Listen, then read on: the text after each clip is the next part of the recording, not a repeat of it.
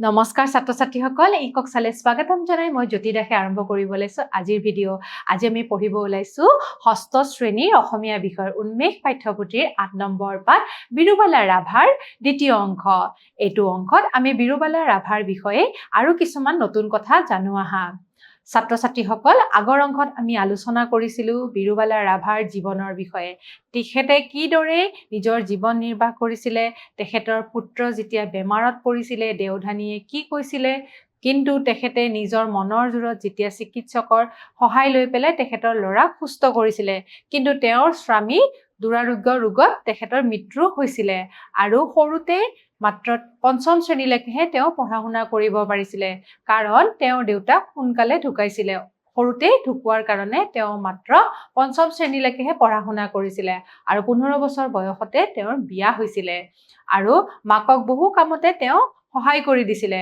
তেওঁ বহুত নম্ৰ স্বভাৱৰ আছিলে আৰু তেখেতে কি কৰিছিলে নেতৃত্ব লৈছিলে স্কুলত বিভিন্ন কামত তেওঁ বহুত আগ্ৰহী আছিলে এতিয়া ঘৰুৱা কাম-কাজত মাকক সহায় কৰিব হোৱাৰ বাবে তেওঁ কম বয়সতে পঢ়া শুনা সামৰিবলগীয়া হৈছিলে যেহেতু দেউতাক সৰুতে ঢুকাই গৈছিলে ঘৰুৱা কাম-কাজত মাকক সহায় কৰিবলগীয়া হোৱাৰ কাৰণে পঢ়া শুনা সামৰিবলগীয়া হৈছিলে 1964 খ্ৰীষ্টাব্দত বিৰুবালা ৰাভাৰ চণ্ডীচৰণ ৰাভাৰ সৈতে বিবাহ সম্পন্ন হয় মাত্ৰ 15 বছৰ বয়সতে তেখেতে চণ্ডীচৰণ ৰাভাৰ লগত বিয়া হয় ঠিক আছে বিবাহৰ পাছত তেওঁলোকৰ 3জন ল'ৰা আৰু এজনী ছোৱালী হয় প্ৰথমজনৰ নামটো তোমালোকে গমেই পাইছিলা ধৰ্মেশ্বৰ ৰাভা বেমাৰ যে হৈছিলে তেখেতৰ কথা কৈছে আৰু তেওঁলোকৰ নামকেইটা কৈ দিছে ল'ৰা ছোৱালীকেইটাৰ নাম হৈছে ক্ৰমে ধৰ্মেশ্বৰ ৰাভা বিষ্ণুপ্ৰসাদ ৰাভা কোমলী ৰাভা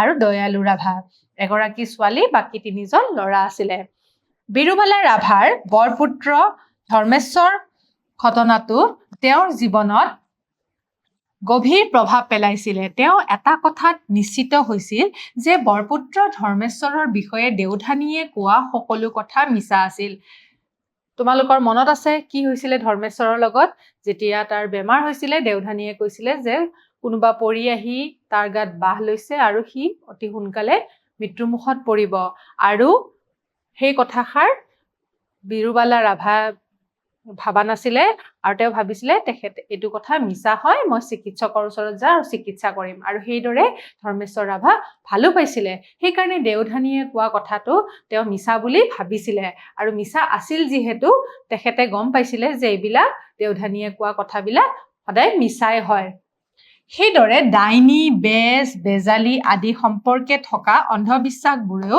মানুহবোৰক বিপদত পেলাইছিলে গতিকে ডাইনী মানে তোমালোকে গম পাইছাই ডাইনী মানে হৈছে কাৰোবাৰ হাতত যাদুকৰী মন্ত্ৰ থকা হয়নে এই কথাটো বিশ্বাস ৰখা যে কোনো এজন ব্যক্তিৰ ওচৰত যাদুকৰী মন্ত্ৰ আছে তেওঁ যিকোনো কাম সেই যাদুকৰী মন্ত্ৰৰ জৰিয়তে কৰিব পাৰে সেই বুলি বিশ্বাস ৰখাটোৱে হৈছে ডাইনী ঠিক আছে এনেকুৱা কিন্তু কোনো ডাইনী বোলা ব্যক্তি নাথাকে ঠিক আছে এইবিলাক মাত্ৰ অন্ধবিশ্বাস ঠিক আছে বিৰুবালা ৰাভাই এনেধৰণৰ অন্ধবিশ্বাসবোৰৰ পৰা সমাজখনক মুক্ত কৰাৰ পণ ল'লে সেয়েহে তেওঁ মহিলাসকলক সংগঠিত কৰিবৰ বাবে মহিলা সমিতি গঠন কৰিলে সৰুৰ পৰা নেতৃত্ব মনোভাৱ থকা বিৰুবালা ৰাভাই কি কৰিলে এই যিবিলাক অন্ধবিশ্বাস আছিলে মানুহৰ মনত যিবিলাক অন্ধবিশ্বাস আছিলে যে এইবিলাক দেওধানী ডাইনী বেজ এইবিলাক এক প্ৰকাৰৰ অন্ধবিশ্বাস হয় গতিকে অন্ধবিশ্বাসৰ পৰা বিৰুবালা ৰাভাই সমাজখনক মুক্ত কৰিবৰ কাৰণে কি কৰিলে জানানে তেওঁ মহিলাসকলক সংগঠিত কৰিলে মহিলাসকলক লগাই পেলাই মহিলা সমিতি গঠন কৰিলে ঠিক আছে এই সমিতিবোৰৰ যোগেদি তেওঁ মানুহৰ মাজত সজাগতা আনিবলৈ সভা সমিতিও অনুষ্ঠিত কৰিলে গতিকে তেওঁ কি কৰিলে সমিতিবোৰৰ যোগেদি মানুহৰ মাজত সজাগতা আনিবৰ কাৰণে সজাগতা কিদৰে আনিব পাৰে মানুহবিলাকক বুজাবলৈ ধৰিলে যে এইবিলাক ডাইনী বেজ বেজালি এইবিলাক মিছা কথা হয় এনেকুৱা ধৰণৰ কোনো অস্তিত্ব নাই বৈজ্ঞানিক দৃষ্টিভংগী নাই গতিকে সেই কথাবিলাক তেওঁ সভা সমিতি পাতি পেলাই মানুহক বুজাবলৈ ধৰিলে তেওঁ এই কামত অসম মহিলা সমতা ছ'চাইটি নামৰ এটা স্বেচ্ছাসেৱী সংগঠনে বিশেষভাৱে সহায় কৰিলে গতিকে তেখেতক অসম মহিলা সমতা ছ'চাইটি নামৰ যিটো স্বেচ্ছাসেৱী মানে NGO আছে সংগঠনে সহায় কৰিলে ইতিমধ্যে ডাইনী অন্ধবিশ্বাসৰ বলি হোৱা লোকসকলক এই সংগঠনৰ সহযোগত তেওঁ তাৎক্ষণিকভাৱে প্ৰয়োজনীয় সহায় আগবঢ়ালে। এতিয়া এই ডাইনী অন্ধবিশ্বাস মানে কি? ডাইনী অন্ধবিশ্বাস মানে হৈছে, তোমালোকক কৈছোৱে অলপ আগতে যে ডাইনী অন্ধবিশ্বাস হৈছে কোনো লোকক ডাইনী বুলি ভবাটো, আৰু ডাইনী বুলি ভাবি পেলাই তেওঁলোকক কি কৰে, সমাজৰ মানুহে মাৰপিট কৰে বা মাৰি পেলায়। গতিকে সেই ডাইনী অন্ধবিশ্বাস বুলি ভাবি থকা মানুহসকলক কি কৰে, বলি হোৱা লোকসকলক এই সংগঠনৰ যোগেদি, তাৰমানে অসম মহিলা সমতা ছচাইটিৰ জৰিয়তে তাৎক্ষণিকভাৱে প্ৰয়োজনীয় সহায় আগবঢ়ালে।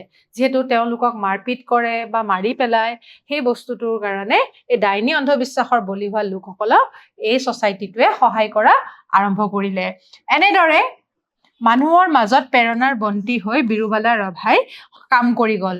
গতিকে বিৰুবালা ৰাভাই এইদৰে তেওঁলোকৰ মাজত সোমাই পেলাই ডাইনী অন্ধবিশ্বাসৰ যিবিলাক বলি হোৱা লোক আছিলে তেওঁলোকক সহায় কৰিব ধৰিলে।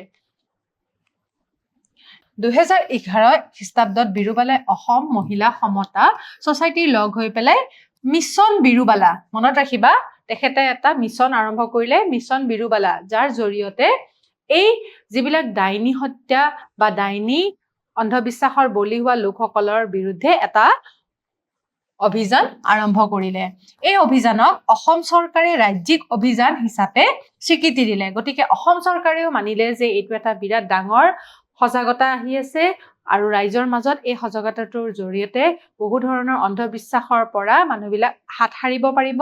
সেইকাৰণে এইটোকে অসম চৰকাৰে ৰাজ্যিক অভিযান বুলি তেওঁলোকে স্বীকৃতি দিলে। গতিকে অসম চৰকাৰেও মানি ল'লে যে ডাইনী হত্যাটো আমাৰ সমাজৰ পৰা আঁতৰিব লাগিব। এই অভিযানৰ যোগেদি ৰাভাই ডাইনী বিশ্বাসৰ বলি হোৱা 50ৰো অধিক লোকৰ জীৱন ৰক্ষা কৰিলে। গতিকে তেখেতে ডাইনী বিশ্বাসৰ বলি হোৱা বহু লোক আছে, তাৰে 50ৰো অধিক লোক, 50টাতকৈও বহুত বেছি লোকক জীৱন ৰক্ষা কৰিলে। তেওঁলোকৰ জীৱন অসুবিধা হৈ পৰিছিলে, তেওঁলোকক মানুহে মাৰপিট কৰিছিলে, সেইকাৰণে এই 50ৰো অধিক লোকক এই অভিযানৰ যোগেদি ডাইনী বিশ্বাসৰ বলি হোৱা লোকসকলক জীৱন ৰক্ষা কৰিলে। ঠিক আছে। লগতে ব্যক্তিগতভাৱে তেওঁ 35গৰাকী লোকৰ প্ৰাণ ৰক্ষা কৰিলে, আৰু তেওঁ ব্যক্তিগতভাৱে গৈ পেলাই, আগৰটোতো তেওঁ অভিযানৰ জৰিয়তে কৰিছিলে, আৰু ব্যক্তিগতভাৱেও তেওঁ 35গৰাকী লোকৰ জীৱন ৰক্ষা কৰিলে। বিৰুবালা ৰাভাৰ লগতে মিছন বিৰুবালা অভিযানৰ ডাইনী বিৰোধী আন্দোলনে সমগ্ৰ অসমৰ মানুহৰ দৃষ্টি আকৰ্ষণ কৰিলে। গতিকে এনেকুৱা ধৰণৰ প্ৰচেষ্টাৰ ফলত গোটেই অসমখনে বিৰুবালা ৰাভাক জানিবলৈ আগ্ৰহ প্ৰকাশ কৰিলে। তেওঁলোকৰ প্ৰচেষ্টাত 2015 খ্ৰীষ্টাব্দত অসম চৰকাৰে অসম ডাইনী অপৰাধ, ঠিক আছে, 2015 চনত এটা ডাঙৰ কাম হৈছিলে, অসম ডাইনী অপৰাধ বা প্ৰতিৰোধ নিষিদ্ধ আৰু সুৰক্ষা আইন প্ৰণয়ন কৰে। ঠিক আছে, যাতে এই ডাইনী বিশ্বাসৰ বলি হোৱা লোকসকলে এটা সুৰক্ষা পায়, আইনী সুৰক্ষা পায়। ঠিক আছে। গতিকে এই আইন প্ৰণয়ন কৰিলে, কোনে কৰিলে? অসম চৰকাৰে কৰিলে। আৰু কোন চনত? 2015 চনত। তোমালোকে মনত ৰাখিব চেষ্টা কৰিবা, 2015 খ্ৰীষ্টাব্দত অসম চৰকাৰে ডাইনী বিশ্বাসৰ বলি হোৱা লোকসকলৰ কাৰণে অসম ডাইনী অপৰাধ প্ৰতিৰোধ নিষিদ্ধ আৰু সুৰক্ষা আইন, ঠিক আছে, প্ৰণয়ন কৰিলে। আৰু এই আইনৰ অনুসৰি কি হয় জানানে? এই আইন অনুসৰি ডাইনী হত্যা, কোনো লোকে যদি ডাইনী বুলি কাৰোবাক হত্যা কৰে, ঠিক আছে, তেতিয়া কি হ'ব?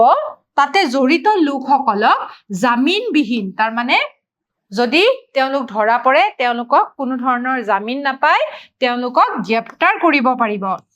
ঠিক আছে। গতিকে এইটো এটা ডাঙৰ আইন আমাৰ অসমত প্ৰণয়ন কৰে। বিৰুবালা ৰাভাই তেওঁৰ জীৱন কালত বহু বঁটা বাহন লাভ কৰিছিলে। গতিকে তেওঁ যিখিনি কাম আমাৰ সমাজৰ কাৰণে কৰিলে, এই ডাইনী হত্যা বন্ধ কৰিলে, সেইকাৰণে তেখেতে বহু বঁটা লাভ কৰিছিলে। এতিয়া 2005 খ্ৰীষ্টাব্দত বিৰুবালা ৰাভাক ৰাষ্ট্ৰসংঘই শান্তি নোবেল বঁটাৰ বাবে, চোৱাচোন, ৰাষ্ট্ৰসংঘই দিছে হা, ৰাষ্ট্ৰসংঘই শান্তিৰ নোবেল বঁটাৰ বাবে মনোনীত কৰিছিলে, নমিনেট কৰিছিলে 2005 খ্ৰীষ্টাব্দত। মানে 2005 চনত বিৰুবালা ৰাভাক ৰাষ্ট্ৰসংঘই শান্তিৰ নোবেল বঁটাৰ কাৰণে নিৰ্বাচন কৰিছিলে। 2015 খ্ৰীষ্টাব্দত আকৌ কি হৈছিলে, গুৱাহাটী বিশ্ববিদ্যালয়ে ডক্টৰেট ডিগ্ৰী তেওঁক সন্মানিত কৰে। গতিকে তোমালোকক ডক্টৰেট ডিগ্ৰীৰ কথা কৈছিলো, ডক্টৰ আন্না গগৈৰ কথা তোমালোকক কৈছিলো আগৰ পাঠত, তোমালোকৰ নিশ্চয় মনত আছে। গতিকে বিৰুবালা ৰাভাদেৱেও গুৱাহাটী বিশ্ববিদ্যালয়ৰ পৰা ডক্টৰেট ডিগ্ৰী সন্মান ৰূপে তেওঁ লাভ কৰিবলৈ সক্ষম হৈছিলে। সাধাৰণতে এই ডক্টৰেট ডিগ্ৰীটো গৱেষণাৰ ফলত কোনো লোকে প্ৰাপ্ত পাৰে। সাধাৰণতে এই ডক্টৰেট ডিগ্ৰীটো কোনো লোকে নিজৰ গৱেষণাৰ কাৰণে পায়। এই ডিগ্ৰীটো সন্মান সহকাৰে বিশ্ববিদ্যালয়বিলাকে দিয়ে। কিন্তু যিহেতু বিৰুবালা ৰাভাই নিজৰ জীৱনত যিমানখিনি সংগ্ৰাম কৰি সমাজৰ হকে কাম কৰিলে, সেইকাৰণে গুৱাহাটী বিশ্ববিদ্যালয় তেখেতক এই ডক্টৰেট ডিগ্ৰীটোৰে সন্মান কৰে। ঠিক আছে। অসম চৰকাৰে তেওঁলৈ 2017 খ্ৰীষ্টাব্দত সতী সাধিনী বঁটা, ঠিক আছে, অসম চৰকাৰে 2017 চনত সতী সাধিনী বঁটাও আগবঢ়ায়। আকৌ 2021 খ্ৰীষ্টাব্দত তেওঁক ভাৰত চৰকাৰে পদ্মশ্ৰী সন্মান প্ৰদান কৰে। ঠিক আছে। গতিকে 21 চনত ভাৰত চৰকাৰে পদ্মশ্ৰী বঁটা প্ৰদান কৰে। ঠিক আছে। তোমালোকে তেওঁৰ এই অৱদানৰ বিষয়ে নিশ্চয় বুজি পাইছা। তেখেতে অসমৰ লগতে গোটেই পৃথিৱীতে তেওঁৰ নামটো কৰি থৈ গৈছে। ঠিক আছে। তেখেতৰ যিখিনি অৱদান সেইখিনি বহুত আপুৰুগীয় হয়। ইয়াৰ উপৰিও বিৰুবালা ৰাভাই ৰিলায়েন্স ইণ্ডাষ্ট্ৰিজৰ ৰিয়েল হিৰো বঁটা, ঠিক আছে, ৰিয়েল হিৰো বঁটা মানে আচল হিৰো বুলি যিজনক কয়, ৰিয়েল হিৰো বঁটা পাবলৈ সক্ষম হৈছিলে। আৰু সদৌ অসম ছাত্ৰ সন্থাই আগবঢ়োৱা সুধা কণ্ঠ ডক্টৰ ভূপেন হাজৰিকাৰ সংহতি বঁটাও লাভ কৰে। গতিকে তেওঁ নিজৰ জীৱনত বহু ধৰণৰ বঁটা পোৱা আমি ইয়াৰ দ্বাৰা গম পালো। ঠিক আছে। বিৰুবালা ৰাভা সম্পূৰ্ণৰূপে বিজ্ঞানসন্মত দৃষ্টিভংগীৰ অধিকাৰী এগৰাকী মহিলা আছিল। সেইবাবে তেওঁ বিজ্ঞানসন্মত চিন্তাৰে আগবাঢ়ি যাব পাৰিছিল। যিহেতু বিৰুবালা ৰাভা সম্পূৰ্ণৰূপে তেওঁৰ বৈজ্ঞানিক দৃষ্টিভংগী আছিলে, তেওঁ অন্ধবিশ্বাসৰ বৰ্ষৱতী নহৈছিলে, সকলো বস্তুতে বৈজ্ঞানিক দৃষ্টিভংগী ৰাখি পেলাই তেওঁ কাম কৰি গৈছিলে। গতিকে যুক্তি আগবঢ়োৱা বস্তুবিলাকহে তেওঁ মানি চলিছিলে। সেইকাৰণে তেওঁ গোটেই জীৱনটো সমাজ সংস্কাৰৰ কাৰণে কাম কৰি গ'ল। এখন অনগ্ৰসৰ সমাজৰ পৰা ওলাই আহি বিৰুবালাই সমগ্ৰ অসমক পোহৰৰ বাট দেখুৱালে। একেবাৰে পিছপৰা জেগাৰ পৰা আহি পেলাই, য'ত দেওধানী এইবিলাক লোকে মংগল চাইছিলে, সেইবিলাক সমাজৰ পৰা তেওঁ ওলাই আহি পেলাই সমগ্ৰ অসমকে পোহৰৰ বাট দেখুৱালে, হয়নে? অবিশ্ৰান্তভাৱে কাম কৰি এইগৰাকী মহিয়সী নাৰীয়ে 2024 খ্ৰীষ্টাব্দৰ 13 মে তাৰিখে জীৱন নাটৰ সামৰণি মাৰিলে। গতিকে 2024 চনত, মানে আমাৰ বেছি বছৰ আগত নহয়, 2024 চনত তেওঁ মৃত্যুবৰণ কৰিছিলে। কোন তাৰিখে? 13 মে তাৰিখে তেখেতে মৃত্যুবৰণ কৰিছিলে। অন্ধবিশ্বাস আৰু কুসংস্কাৰ মুক্ত সমাজ এখন প্ৰতিষ্ঠা কৰাৰ পথ প্ৰদৰ্শক হিচাপে বিৰুবালা ৰাভা বিশ্ব নাগৰিকৰ মাজত সদায় জিলিকি থাকিব। গতিকে ছাত্ৰ ছাত্ৰীসকল, তেখেতে যিটো প্ৰচেষ্টা কৰিলে ডাইনী হত্যাৰ বিৰুদ্ধে বা অন্ধবিশ্বাসৰ বিষয়ে বা কুসংস্কাৰ মুক্ত আমাৰ সমাজ গঢ়িবৰ কাৰণে, সেই প্ৰচেষ্টা আমাৰ মাজত সদায় জিলিকি থাকিব। তেখেতৰ যিবিলাক চিন্তাধাৰা, সেই চিন্তাধাৰা আমাৰ সমাজত বহুত উন্নতিৰ পথত প্ৰশস্ত হ'ব। এতিয়া আমি বিৰুবালা ৰাভাৰ বিষয়ে কিছু কথা আৰু জানো আহা। জন্ম হৈছিলে 1949 খ্ৰীষ্টাব্দৰ 5 ফেব্ৰুৱাৰীত আৰু জন্মস্থান আছিলে ঠাকুৰবিলা, গোৱালপাৰাত। পিতৃৰ নাম আছিলে কলিয়াৰাম ৰাভা আৰু মাতৃৰ নাম আছিলে সাগৰবালা ৰাভা। ঠিক আছে। শিক্ষানুষ্ঠান ঠাকুৰবিলা প্ৰাথমিক বিদ্যালয় আৰু শিক্ষাগত অৰ্হতা আছিলে 5ম শ্ৰেণী। গতিকে 1949 খ্ৰীষ্টাব্দৰ 5 ফেব্ৰুৱাৰী জন্মগ্ৰহণ কৰিছিলে। ঠাকুৰবিলা, গোৱালপাৰাৰ জন্মস্থান আছিলে। পিতৃৰ নাম কলিয়াৰাম ৰাভা, মাতৃৰ নাম সাগৰবালা ৰাভা। শিক্ষানুষ্ঠান ঠাকুৰবিলা প্ৰাথমিক বিদ্যালয় আৰু শিক্ষাগত অৰ্হতা আছিলে 5ম শ্ৰেণী। গতিকে তেওঁৰ বিষয়ে আমি এইকেইটা পইণ্ট জানিলো। এতিয়া আমি দুটামান প্ৰশ্ন চাওঁ আহা।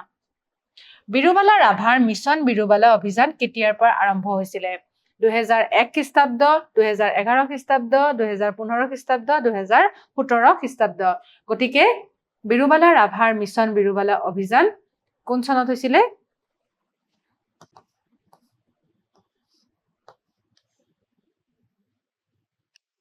ঠিক আছে আমি দ্বিতীয় প্ৰশ্নটোলৈ যাওঁ বিৰুবালা ৰাভাক কোনে শান্তিৰ নোবেল বঁটাৰ বাবে মনোনীত কৰিছিলে গুৱাহাটী বিশ্ববিদ্যালয় অসম চৰকাৰ ৰাষ্ট্ৰসংঘই আৰু ভাৰত চৰকাৰ গতিকে কোনটো হ'ব